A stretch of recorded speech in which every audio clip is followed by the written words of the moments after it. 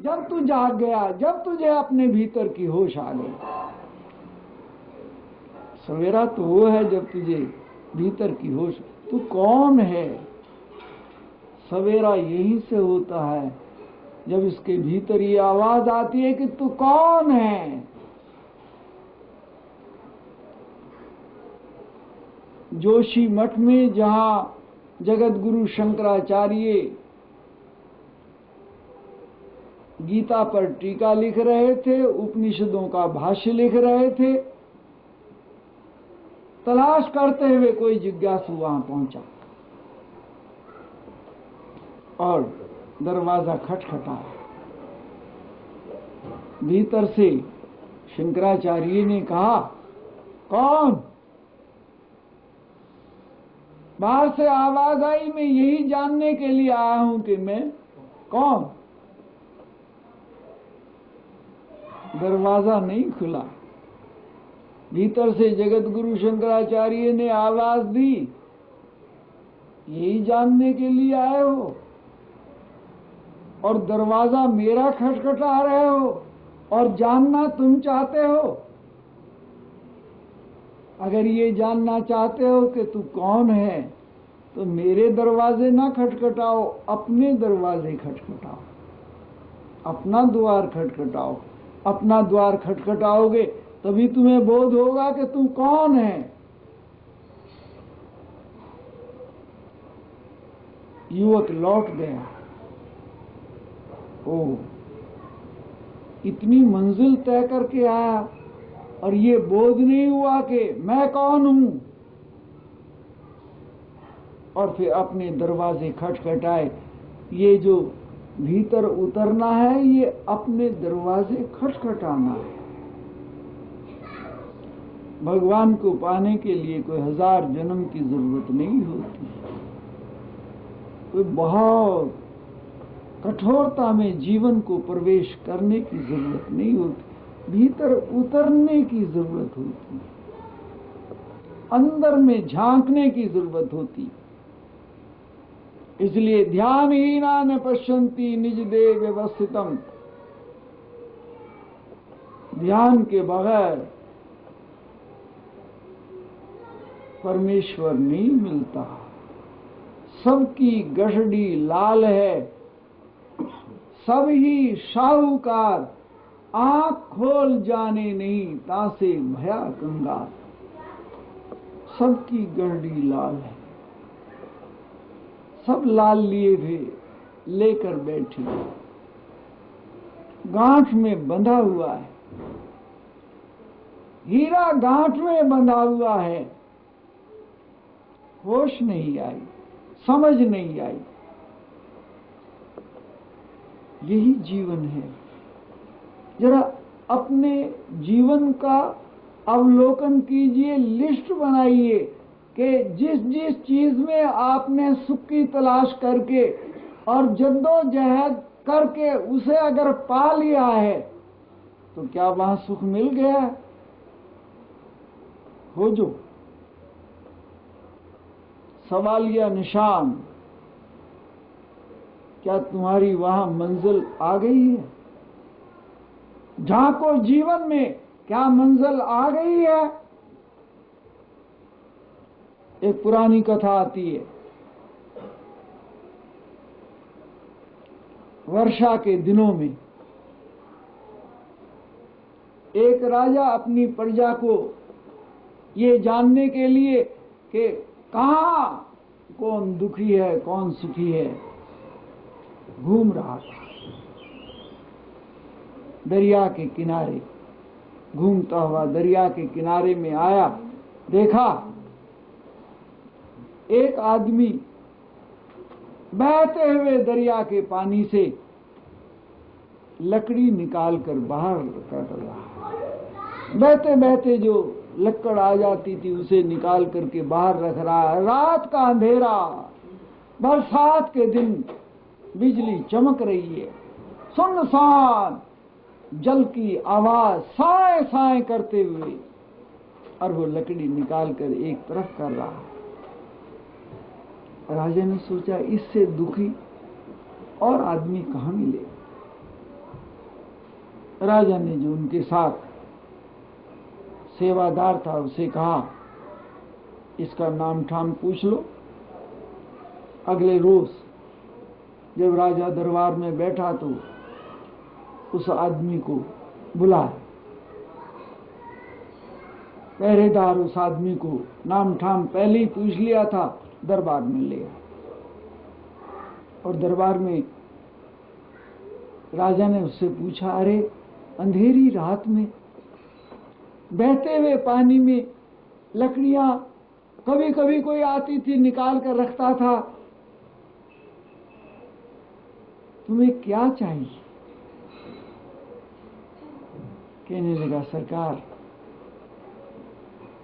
बस ये लकड़ी इकट्ठी कर रहा हूं करके, और कभी कभी इसी में आशा लगती है कोई चंदन का टुकड़ा आ जाए, कोई और माल आ जाए, बस इसी में ही रात दिन लगा रहता हूं।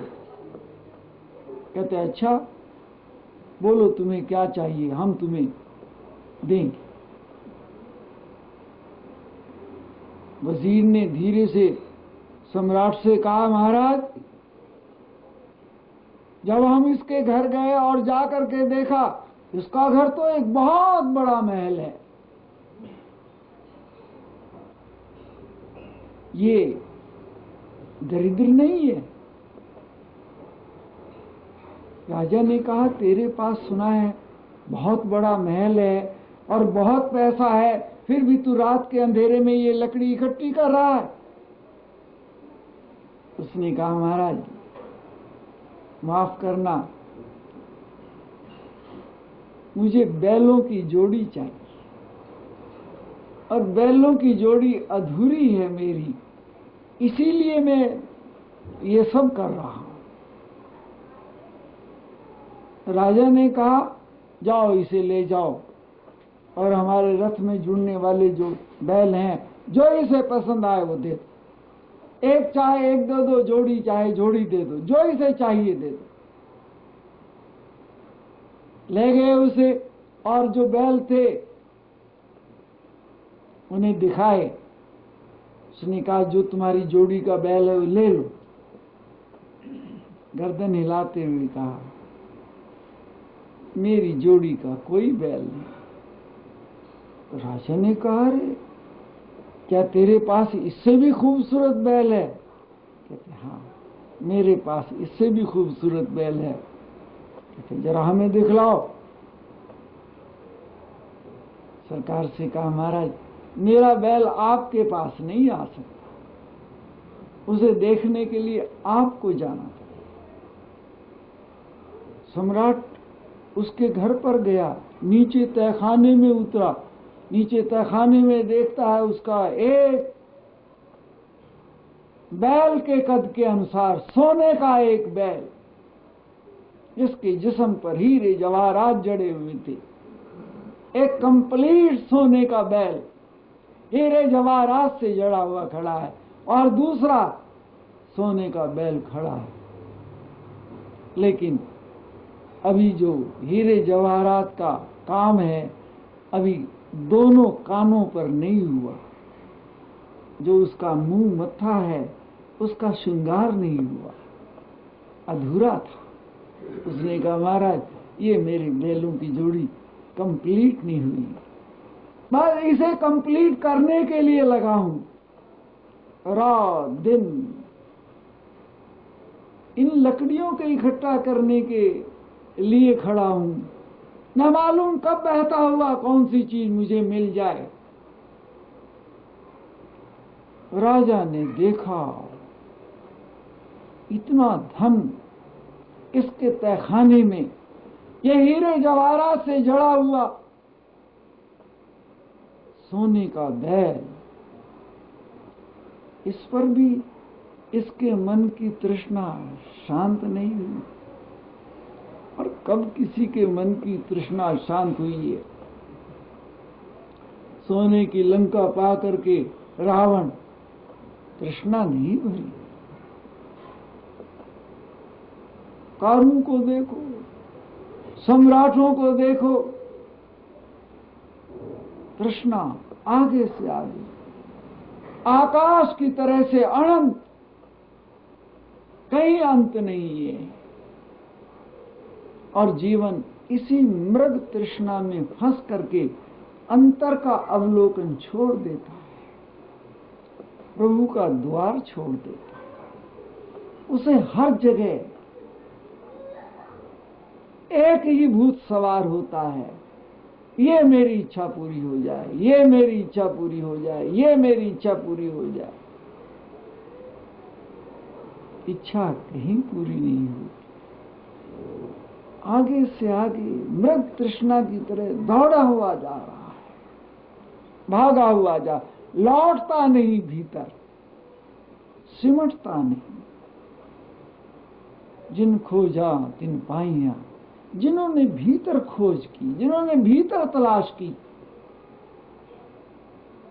भारत के रहने वाले लोग पैसे की तलाश में यहां आ गए, अमेरिका चले गए, लंदन चले गए। जो चाहते थे मिला, पर इच्छा और आगे, फिर बेमेल हो गया। चाहता है अपने घर लौट जाओ, लेकिन अब लौट नहीं सकता। सोचा था यहां बड़ा आनंद में जीवन व्यतीत होगा, उलझ गया। ए दिल तेरे भरमाने से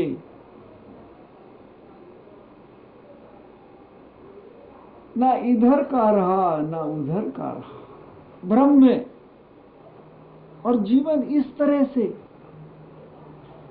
जो इंडिया में बैठे हैं, लाइन में लग रहे हैं वीजा लेने के लिए, उन्हें चाहता है कि बस इस पृथ्वी पर कदम रखते ही स्वर्ग का वैभव मिल जाए। उनका मन यहां पड़ा है। जो यहां बैठे दुखी हो रहे हैं, वो सोच रहे हैं लौट चलो, वहां सुखी हो जाएंगे।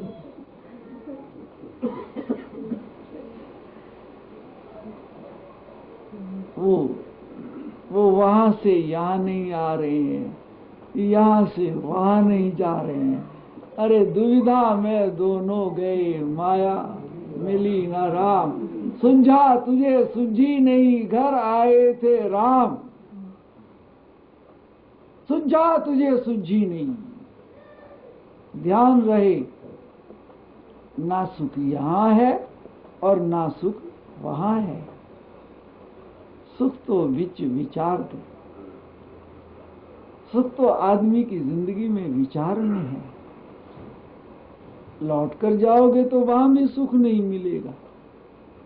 आने में भी सुख नहीं मिला, जाने में भी सुख नहीं मिलेगा। नहीं, कहीं जाओगे सुख नहीं मिलेगा, क्योंकि सुख है नहीं वहां। सुख तो भीतर है। यहीं बैठो तो यहीं पा जाओ, जहां बैठो तो वहीं पा जाओ। सुख का तो तू सागर है, सुख का तो तू समुद्र है। और सुख कहां है?